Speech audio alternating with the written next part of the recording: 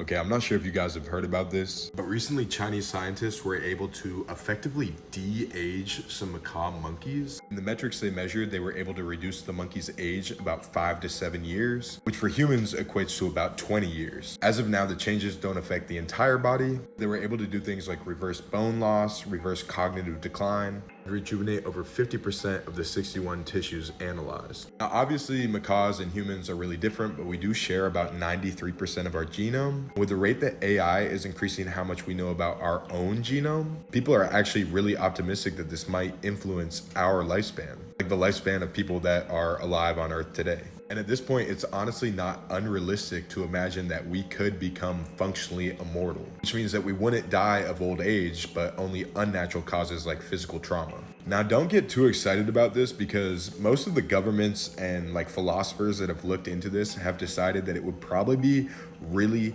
really bad. Because if you make the population functionally immortal, you either have to A, neuter everyone so you can't have kids, B, kill everyone once they reach a certain age, or C, just let the population boom and make everyone fight over the existing resources. Basically, you go from like having a family and growing old and then dying to probably not having a family and being like killed for the last glass of water, I don't know. Because of that reason, immortality will likely only be available to the richest of the rich, or maybe in China's case, whoever has the highest like social standing. But even then, having a possibly very, very long life would actually most likely drastically decrease your quality of life. Because essentially in that scenario, death becomes much more terrifying. Because if the average person dies, you might miss out on like 50 years. But if a functionally immortal person dies, you miss out on millions and millions of years that you could possibly be alive. So all of a sudden you have to take that into account when you